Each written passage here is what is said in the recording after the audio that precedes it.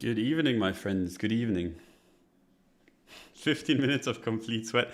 Yeah, I messed up the summer and winter time. I have my alarm set for summertime, and summer and winter time just screwed me over. My bad. I'm sorry. It's actually the first time I remember being significantly late. I feel bad. So yeah, sorry about that. Won't happen again. I'll fix my alarms. Oh. Before we start, big shout out to FTX for sponsoring the show. They have an amazing mobile app that you should check out if you do kind of trade mobile. Not talking about the FTX platform itself, but like FTX portfolios, two different things. Yeah, you can trade spot there. You can trade all kinds of stuff, swap from one asset to the other, lend out your crypto, and you cannot get liquidated. So that's a plus for most. And yeah, that's why I'm like feeling good about advertising for it, because it's basically just like a really good spot platform. So if you want to check that out, check it out. The links are in the description. And yeah, if you don't want to, that's fine as well.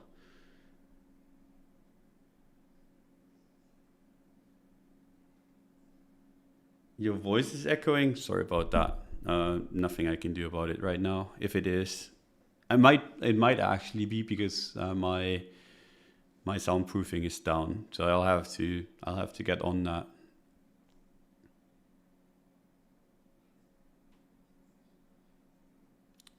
Yeah, there's a difference between FTX and FTX Pro, and FTX is the one.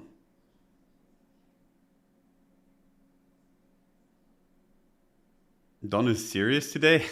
No, I'm just like in the oh shit, I'm late. I'm never late. I try to be anyway, and yeah, feeling bad about this one. But yeah, let's get into it, and then we can kind of chat some shit and take it easy. But yeah, so Bitcoin's right now. I don't know if any of you like follow the weekly open show that I do with Ledger, Luke, and Josh. But yeah, I was pretty negative on there. Just kind of like it looked really, really overextended and looked really weak, right? And now, since then, we've had 2 days of downside, pretty much exclusively selling into weekly support, right? And this is the most important level on the chart, because whenever you have a breakout, the one level that you do not want to miss or like lose is the breakout level, right? If you start going below it, that entire breakout, which would be like everything above 60K, starts looking like a deviation above the range, and that is never good, right? So we are pretty much at the most important support on the chart, at least market structure wise. So like it makes sense to kind of have at least some faith in it on the first test, right? If we close like this and then have like a really, really weak next week's candle, I'm going to get the same feeling that I've had on Monday and start getting scared on like a bigger time frame. Doesn't mean the bull market has to be over. It just means like you could easily go back to 52, 51, right? And that's something that I warned about on Monday.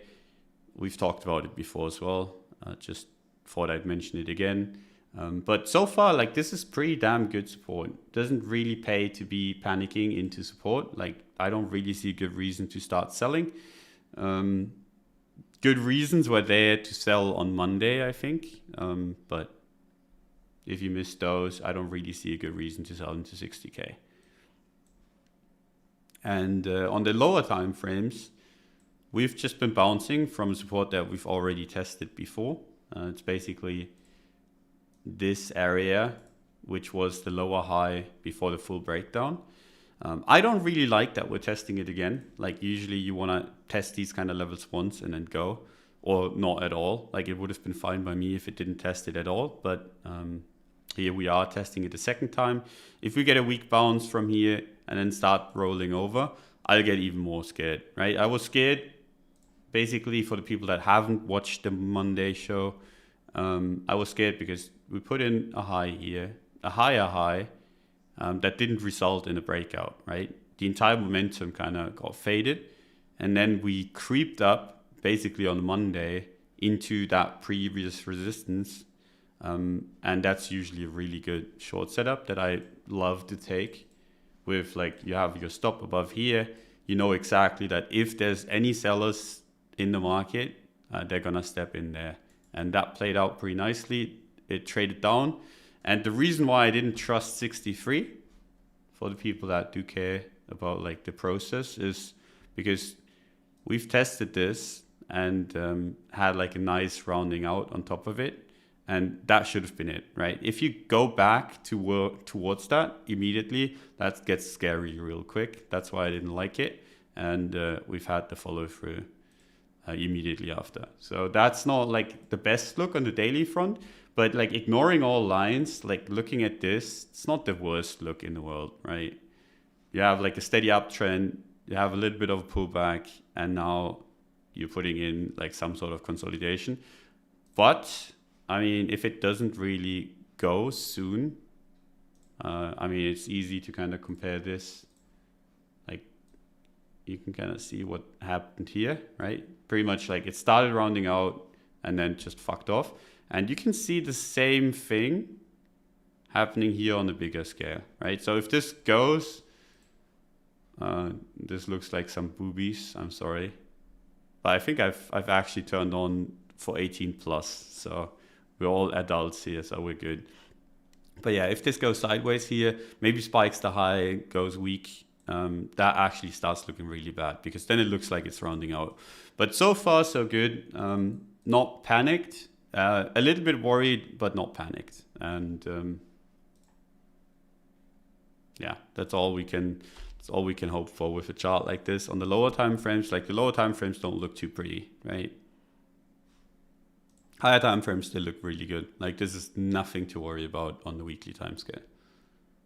Okay, so there you go. That's like the quick rundown of Bitcoin. I don't think there's much more to say. Like, if we lose the weekly support, where do we go? Like, well, obviously the next support. If that goes, I'm going to be bearish in general. Like, I'm going to expect the bull market to be over. Again, I've done that before. I was like pretty certain the bull market was over in here. It crashed down. I changed my mind. Like, I was expecting chop in here, and then I changed my mind about the bull market being over down here, right? And I'm just going to do the same thing again. If we actually start losing 50K, right? Because at that point, reason being is, like, if we lose this, go back down again, I think 50K is pretty much the exact same setup that we've had on the daily. It's going to be big resistance and very unlikely to break at that point. And then, like, this support's been tested a bunch of times. I wouldn't want to trust it. So that would look really, really bad. So bulls better get on it and kind of rescue 60K, because I mean, that's the best support to kind of do business at, I think, beyond like a wick to 52, right? So I would be completely fine on the weekly that goes and wicks down here and actually starts closing back above 60K. That would look really, really good. So that'd be fine by me. It's just, I don't like any closes below 60K, and I hate any closes below 50.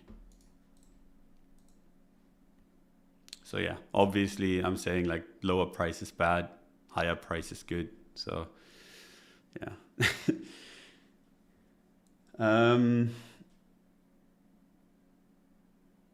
Hi Dawn, I'm relatively NFT illiterate. How do you think the market is doing? I'm the same, man. I just bought a bunch and I'm up a shitload for some weird reason that I don't quite fully understand. But yeah, I'm not the right person to ask. In general, I think it's an interesting place to kind of look.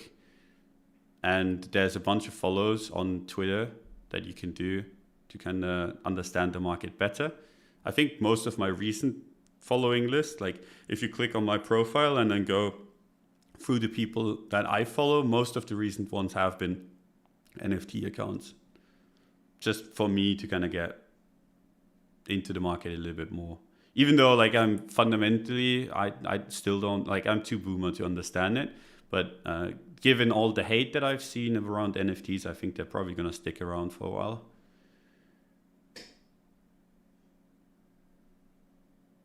So yeah, let me see. We are on the greedy side of the index. I mean, in general, it's pretty damn tough not to say that we're greedy if we're targeting like 80K or 90K or 100K after a run like this, right? This is like an insane bull market. I just hope it has some more room to go, because that would actually, I think, be a pretty damn good springboard for everything else to rally into basically cycle end. So what I would prefer would be like Bitcoin holding 60K, going up to 70 to 80K, and then starting to go sideways. I could obviously do this as well here. I just think it's unlikely. But I mean, would be fine as well. I don't mind if it does something like this in here, or even if it does something like this, right? Like I wouldn't mind this, because I think the other coins and protocols and NFTs and everything would do well. But I think the best kind of action to get like the normies back into the market would be to get to 70, 80K. Everyone thinks, okay, 80 to 100K is pretty damn free, and then go sideways, and then that's where you have everything else go up. But that's just my hope. I'm not entirely sure if that's going to hit. And if you remember, I've talked like 3 or 4 or 5 weeks ago, I constantly talked about 70 to 80K as resistance. And you can kind of see where we talked, right? That was pretty much, if you round it up a little bit, that was 70K. People didn't believe in me. Were like, okay, why the fuck is 70 to 80K resistance, even though there's no lines there? I mean, it's just, I don't know. Maybe there's a bunch of reasons, but the best one I can give you is just like my gut feeling was like, I'm pretty damn certain that that's where we're going to get into trouble. And that's what we've done so far, right? I've hoped that we would get further in and then actually stay in for a while. But so far, no good.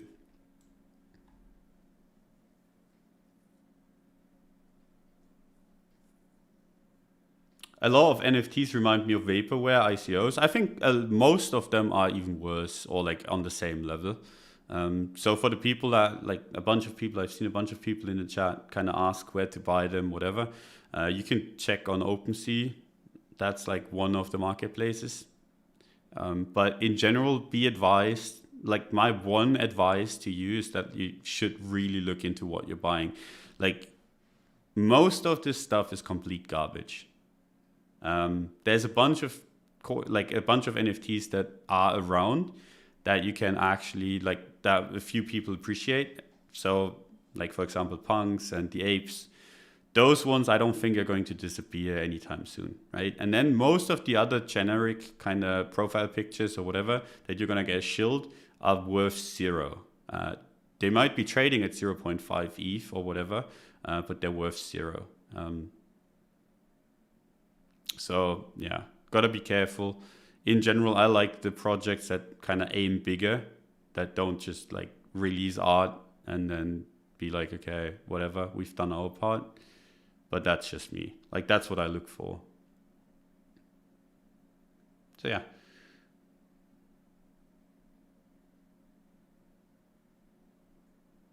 Would you rather have Plan B's stock to flow model invalidated and short all the way down, or will have to admit that he's right and long till 100K? No matter if like price follows his predictions, like if you use a shitty tool to get to like the right conclusion, you just got lucky basically. And in my opinion, the tools he's using is complete like arbitrary. It's basically just like saying, okay, price is gonna do this, like Bitcoin price on a macro scale. And I mean, I can tell you that I can make you a different kind of like, I can make you a model that works like that. That's gonna be incredibly accurate. But that doesn't speak to my like whatever, to the model strength. It's just like in general, Bitcoin just behaves like that. And yeah, so like I generally wouldn't say stock to flow model is right, because it's a stupid kind of way to go, like to get to maybe the right conclusion. I don't know. I think stock to flow model is gonna fail at some point, because you're gonna see like longer bear markets at some point. But yeah, just I don't agree with the way he gets to conclusions is basically all I'm saying.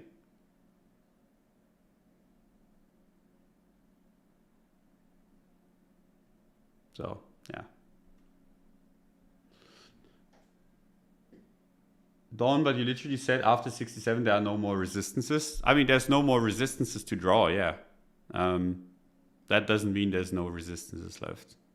I have to watch what I'm saying. I mean, when I say like 70 to 80k is big resistance and there's no more resistances after 67, I'm assuming that you understand that you can't draw any lines above there, but there's obviously going to be resistances. 100k is probably going to be a resistance as well. We don't know yet. That's why I said like it's a gut feeling more than anything. You can call it whatever you want to. You don't have to call it resistances. You can just call it like places where people are likely to sell, if that's what you prefer. But yeah, that's that. Bitcoin, ETH did something interesting, still in the range that I've been describing for pretty much a year now. I don't think that's going to change anytime soon. I think the chances of it going up to 0.085 are higher than it going down, but it's still in the middle of it, so there's no real trade there, unless you're already long ETH on the USD pair, which I kind of am. But yeah, ETH, same as Bitcoin, just a little bit stronger because it hasn't actually retested the support yet. Same with Bitcoin. Like if this goes back down, it looks hideous. Like that looks really, really bad.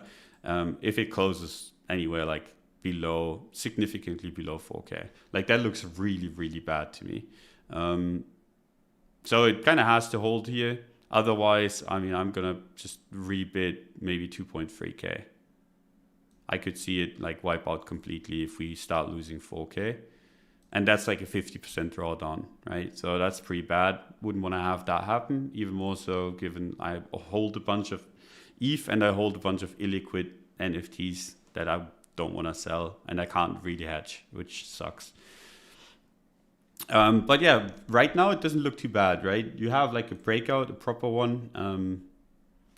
The only problem is lower time frames. We talked about this. I talked about this on Weekly Open as well, is why I was like, we were actually exactly trading at Jesus, my German's slipping out, 4.6K when the show aired, if I remember correctly. And I was like, the reason why I think this is going to fail, right, for the people that care about the process, is you can see what ETH's been doing, right? So it's been walking up, basically. Every single resistance turned support, resistance turned support, resistance turned to support, resistance turned to support. And something that you can notice when you look through those is that every time it turned into support, it only had one significant touch, right? So momentum was basically went into it, the candles grew smaller, and then it went back up. And then the same thing happened here, right? So you go into the support, candles get smaller, it goes up. In this instance, you go into the support, you get a reaction, and then you don't walk up. Right, so we've had like 3 days of bleeding instead of what we've had before, which was straight up positive price action. And then you retest that support again. Hasn't happened before, happens now, pretty bad sign, right? So at that point, it was kind of looking like it was going to roll over, and that's what it's done, kind of breaking the lower time frame trend that we've had, which is this, right? So we've had this kind of like walk up. I don't care if you're gonna be angry at my trend lines. Like it's just like a representation more than anything. But we've had this steady walk up, and now we've broken it down. That doesn't have to be too bad in general. Like trend lines, like whenever you get like trend lines like this, something that often happens is that it breaks down and then starts going again, because like these trends rarely kind of go. The only thing that's like with these, when you're reasonably certain that they're gonna break down, is that like every time it does break down, the candle that breaks it down is big, and that's what happened here, right? So we got like a 10% drawdown off of the break, and I think if we go back above that candle, 4.6K, it's gonna shoot upwards again. Seems kind of insane to talk about 5K ETH to me, but I mean, if the market goes up, the market goes up. That said, if we start losing this area of support, it starts looking relatively bad relatively soon, right? Because then you have like the same situation as Bitcoin, range breakdown, blah, blah, blah, fake out to the upside, and wouldn't look good. But right now I'm like not anticipating that, but still got to be a little bit cautious. Open interest is still very, very high. I talked about that on the last show actually that we've done together. Not really many people got liquidated on the move down. So that's a little bit of a problem because usually crypto likes to bottom on liquidations, just how the market works, especially when the market is aping into leverage. And it's bad that we're at this support that needs to hold with so much open interest still in the market. But that said, the open interest problem can solve itself if we get like a dump, like a quick one to 51, that immediately V reverses. That would fix the open interest, in my opinion. I'm pretty damn certain, and it would actually still look bullish. Worse, obviously, if it breaks down and cannot reclaim and starts like rolling over again, then we get into like the areas where it's troublesome. But yeah, that's kind of my view on Bitcoin and ETH. Nothing groundbreaking, especially when you have a market like this where it's relatively obvious what's going on, right? You have an all-time high breakout, you have retest, everyone's looking at the same thing.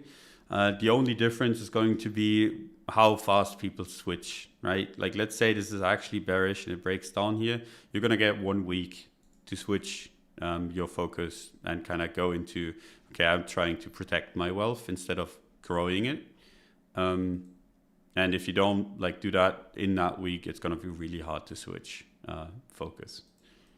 But I mean, right now, no need to that, like no need for that because still looking incredibly bullish.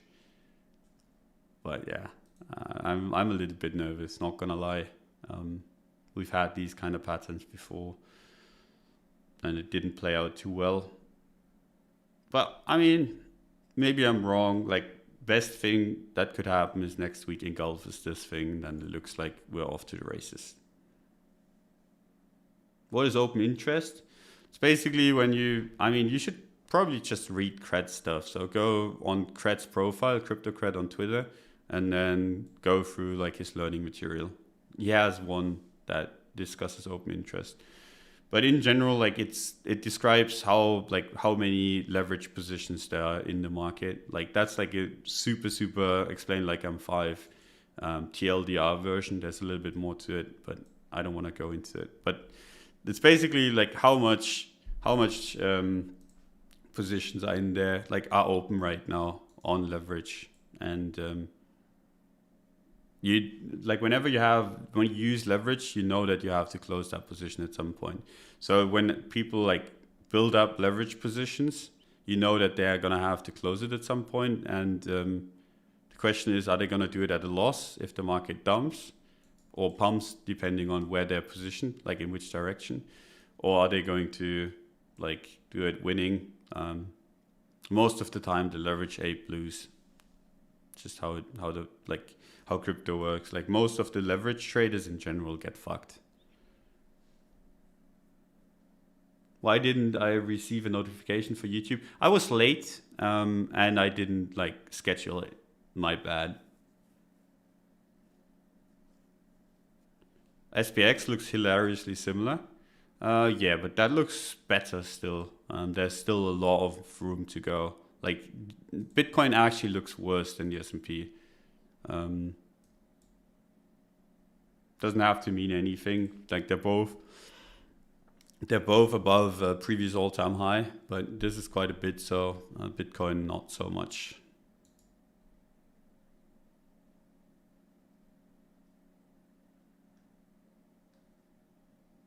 Want to chart the S&P, Don? I don't really like. You can chart like the highs and whatever, and try to make sense of it. The best kind of use case I found for like the traditional indexes is basically just looking for confluence to your Bitcoin trade. So like if you see, okay, this is the high, or for example, when did we start like breaking down here, right? So in general, like it started looking like it started rolling over here, and then it broke this low, and then it bounced, and then you're like, okay, I mean, it's made the first lower high. It's pretty damn certain that it's gonna show some weakness. So I don't want to be too risky on the Bitcoin side of things.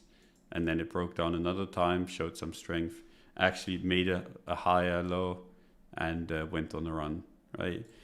And what you can do, like what you can use it for, is basically you can say, okay, this is where it made the lower high. It broke that. Now risk on. Market structure's back bullish, probably gonna go. And if that goes, crypto goes as well. And I mean, 18th of October, we had a little bit of a run still to go on crypto. Crypto front ran it though a little bit, and hasn't been strong at all in comparison. Like you can see, breakout happened on the 15th to 18th on that weekend, and crypto broke out here same day, but hasn't moved, right? We haven't moved since then. Still the same, whereas the S&P has moved quite a bit. So whenever I see that, I get a little bit more worried. I don't like when crypto is underperforming. It's not significant enough to make me like panic hard, but it's like something that I do watch sometimes. So yeah, that's that. With regards to altcoins, with Bitcoin in this state, there's a good chance that Bitcoin wipes out like either short or long positions, and altcoins usually suffer. The old ones, I mean, they've not been really too exciting. I mean, we've had a bunch of little pumps, right? But on like a larger scale, there's nothing there.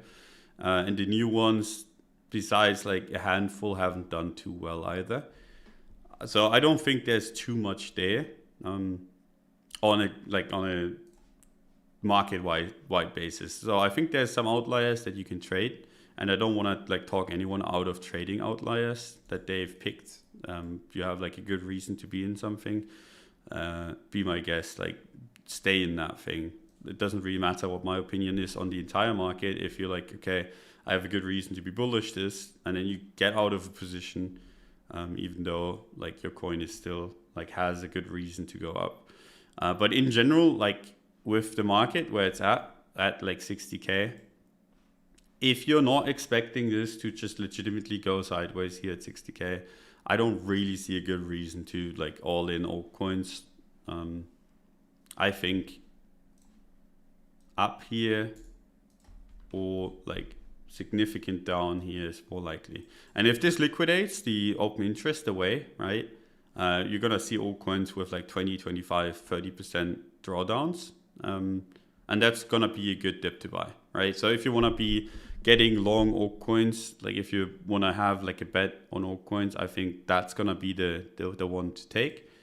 And if you think Bitcoin is going to go up from here, there's a good chance that Bitcoin outperforms most of the altcoins. So you can have like your one or two outliers that have performed well during whatever Bitcoin's been doing, and then you have Bitcoin instead of just going like ape into the altcoins. And I think like most, like these two are much more likely than it just going sideways in general, like on a macro scale. And the funny thing is, like, we've gone sideways for 2, 4, 5, 6 weeks, basically, and the altcoins still haven't done too well, right? It's not like we've had an alt season in like last 6 weeks. NFT platforms are moving. Yeah, I have like NFT. I have NFT exposure, like I said. So I don't mind. Like, if this goes sideways and the coins don't move and NFTs move, like, I mean, I'm happy. I can just like trade the NFTs and then take profit into some of these coins. Wouldn't mind that one bit. Hi Dawn, what is the equivalent to the 51K area to catch liquidation wick? For ETH, I think it's like 3K-ish. Maybe 2.7. I think like if you want to have like a massive liquidation event, I think you catch some like at 2.8, like this area. Like if Bitcoin liquidates people, goes to 50K, so goes down basically 20%, this would be, I mean, yeah, I think 30%, like 2.9, maybe 3K sounds reasonable. Like ETH BTC going down 10% off of it sounds somewhat reasonable if it liquidates at all. But that's where I'm gonna be looking for buys anyway. For the quick, like something that almost always happens in cryptos, when you liquidate people, you get that first reaction, and no matter, like that reaction is gonna happen no matter if it's bullish or bearish. And then you sell into that first reaction, and then when, like if it's bullish, it's gonna do something like this and start walking up, and you can actually see support building. And if it's bearish, it's just gonna do this and then maybe go back to like where it bounced from, bounce again, and then you can kind of see, okay, this is shit. This is like constructive, this is not constructive. But in both cases, usually you get that strong bounce. So like if it liquidates people, I'm gonna be buying the liquidations and I'm gonna sell them back to them like 10, 15, 20% higher. So in this case, if I got to buy 2.7, 2.8K, I'd start selling in the 3.4K region, I think. Maybe take it all the way back to 3.6. Like those kind of trades are always, like almost always winners. You can obviously keep them if you're bullish in general, but I like to just like have like a quick in and out. If it liquidates at all, like I'm hoping it doesn't. I'd like to just have bears liquidated. It's rare, but it sometimes happens that you have high OI and then you close it down by a move higher. But yeah.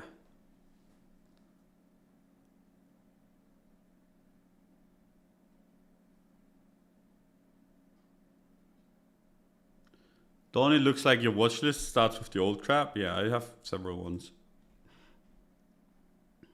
I like to watch the old stuff because that is kind of like when you want to trade Bitcoin, these are more like way more important than the new ones.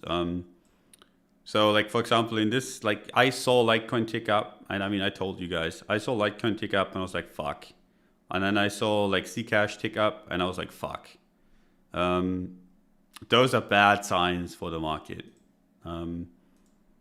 Like I have these four, basically Zcash, Dogecoin, Litecoin, XRP. You see those go up when Bitcoin's pushing or like showing weakness on a push. You know that you're in trouble. So that's like why I have these to kind of know where Bitcoin is going. Like this is helping me kind of decide where's Bitcoin going. And then if I want to trade the new stuff, which I not as often do, but I mean I can just swap the lists. I stole this one from Cred like ages ago.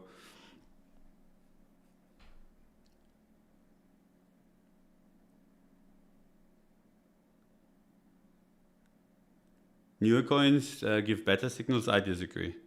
I mean, there's better trades there, but they give way worse signals. When would you switch to altcoins? If Bitcoin goes to 70 to 80, like there's two ways. So either Bitcoin drops here, liquidates people. I think the liquidations on altcoins are a good buy. And if you're bullish in general altcoins, you just keep those. Or if we go to 70 to 80K, I think you can rotate into altcoins relatively safely. There's still a chance, like if it's really a super cycle and it goes to 120K, you're gonna get fucked. Like you're gonna get seriously fucked. But that's just a risk in trading altcoins, right? People haven't really experienced how like draining, like how much Bitcoin can drain liquidity out of altcoins this cycle. I would like to see it, but we're already so high and it hasn't happened, so not entirely sold that we're gonna just see like a Bitcoin move like that just goes completely vertical. But I mean, if it does happen, we're in trouble. I'm never gonna all in altcoins anymore anyway, but I'm gonna get more exposure to altcoins in the 70 to 80K range, or if it like breaks down here, liquidates people, then I might buy altcoin liquidations. That said, I do love to buy Bitcoin liquidations more because it's just easier. You don't have to be worried about like whatever you buy going to zero, basically. So yeah, someone asked about bull invalidation. I think like a close below 60k is a pretty damn strong sign that we're in trouble. And I think bull invalidation is a close below 52k. Anything below there would be seriously bad. And I think for ETH, it's really bad if we start closing below 4k. Can you check Sol? I mean, Sol's been pretty strong. There's not that much to it. Do you guys remember this? From like the stream that we did weeks ago, 2 weeks ago, something like that. Some guy asked me for my opinion on Sol, and I was like, okay, it's at range high. I don't like the breakout that it's done. And that's kind of like still where we are right now. So like I talked about breakouts before, and the reason why like I'm not like overly excited about the retest right now is basically if you have a breakout and you retest it straight away, it's usually like a shit breakout. Compare this to this one. You had a breakout, both diagonal and horizontal went straight up. This one didn't, right? This one just like broke out and then just fizzled out and hasn't been strong. And ever since that happened, it's not been strong. Second retest of support, not a big fan. Doesn't look strong. Could easily see it go back down here. That's Sol for me. In general, Sol is much, much stronger than almost anything else. But I think like at some point you're going to have to kind of consider that it's already pretty damn high up in the market cap list. And it's still a relatively new project. So, I mean, there's like some risks involved, and the rewards are like smaller than obviously if you go into like the top 50, because this is top 5 material, and that's like where the coin starts slowing down.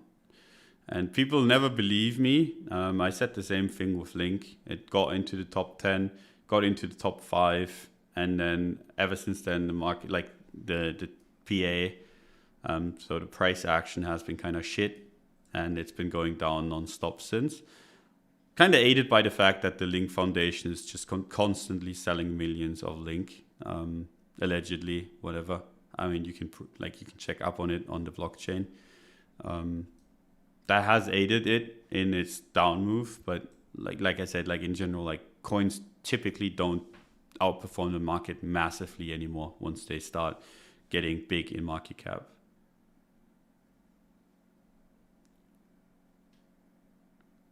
Do you think AVAX is overvalued? Like a bunch of people that I like and trust say that it's not. So that's kind of my opinion. I have no idea on it though. Like I haven't really looked into it much. I've been like, and this is like something like whenever I start looking into something new, like for example, me with NFTs, I just look at that specific sector more than like the broad sectors and everything that's going on.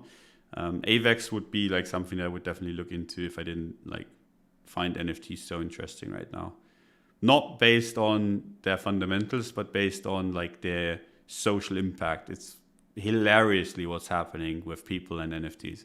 Like I've never seen any hate as strong as the NFT hate, like with anything really. Like people treat it as like the second incarnation of climate change. They treat it as like a social kind of massive kind of uprising, like scammers taking over, whatever. It's super interesting. Whenever I see that, I get interested as a trader, not necessarily as an investor. I think like as an investment kind of thing, NFTs, pretty tough sell. Like I wouldn't want to put my money in any NFTs and hold it for 10 years. But as like a trader, it's super interesting. The entire like media impact that it's had, makes me think that like if there's gonna be a run, it's not like it's guaranteed that given people hate NFTs, it's gonna have its run. But I think if they do have a run, it's gonna be hilarious, and it's gonna be big to the upside. that's why like I've been kind of looking into that a little bit more. But obviously, if like all these people hate it so much that they start killing it, and the crypto sphere cannot like maintain current prices, then it's obviously just going to go to zero. So like there's basically a play to be made on NFTs, which is either zero or hero. And that's kind of how I'm positioned. Who hates on NFTs? See nothing but hype. Anyone that isn't in crypto, basically. Just go outside the crypto bubble and check what people are saying. It's hilarious. Like, it's legitimately hilarious. NFTs are top signals for civilization. I mean, I'm not disagreeing necessarily. Like, I'm bullish on humanity, but I could see, like, in general, like, this market has been hilarious, right? And I mean, let's just go like a little bit casual. But like the S&P just going completely stupid. GME going completely stupid, right? And then other stuff like AMC, like this kind of stuff, like the market has, even lumber, right? The markets have gone completely nuts. I mean, no one can deny that the market has gone completely nuts. And what would be more hilarious than it kind of ending, like the entire market hilarity that we've had in the last 2 years with like a massive NFT bubble? I don't think there would be any like better way to end it, really. Not entirely sure if that's gonna happen. It's just be like fucking hell. If I see like furies in their like fursuits or whatever, demonstrating on the streets against NFTs, I mean, I know that I'm in the right timeline because that's kind of like the shit that's been happening in the last few years. It's like everyone has lost their minds, and if you've traded in any way or shape or form, the way that like makes no sense whatsoever, you've made money in the last 2 years. So, I mean, I don't know. I could see it be hilarious. Doesn't change my fundamental kind of view of it because I think like most of the stuff is complete garbage, but it's fucking hilarious anyway.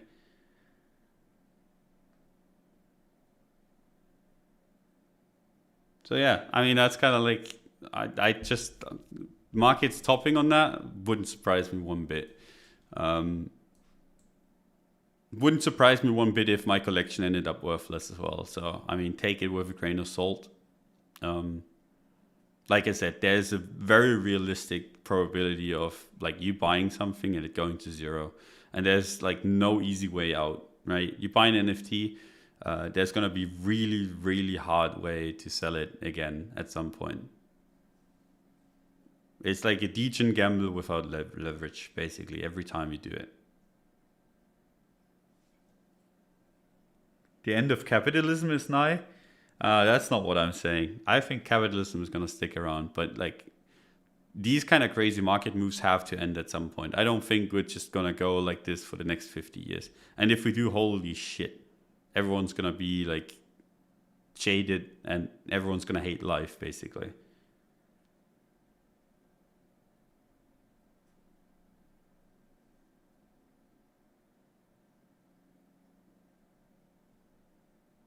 He pretends not to know the pronunciation, Lamao.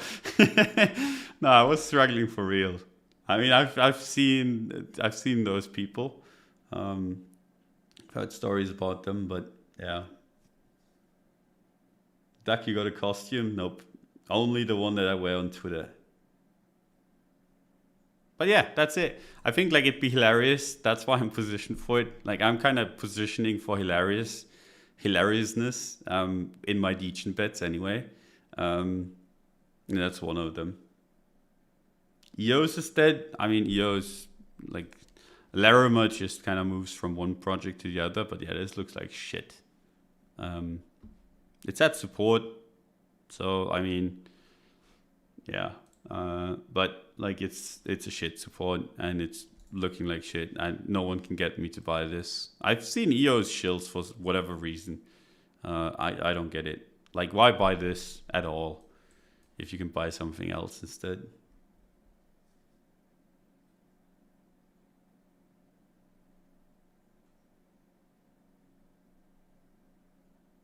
So yeah, that's kind of like, I think that's all that's interesting.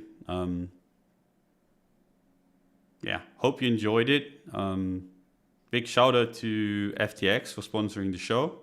Really appreciate their support. For the people that don't know, like Blockfolio kind of rebranded into FTX. So if you're interested in like the portfolio management tools and in general like the portfolio tracking that Blockfolio provided, that's now home at FTX. So if you want to check their app out, it's just FTX on the App Store or like whatever store you use, and the links are obviously in the description if you want to check it out. I really like their mobile app. I don't really use it much because I don't trade on mobile, but every time I have used it, it's been a blast. Didn't regret it, so can recommend that. And yeah, thanks for coming by. Appreciate your support. Throw in a like if you want to. Don't have to. That's fine by me. Not really in it for the likes, but appreciate them nonetheless. And yeah, we'll see each other on Friday probably. I don't know what we're going to talk about, but it's going to be interesting, I think. So yeah, thanks for coming by. See you guys next time. Bye-bye.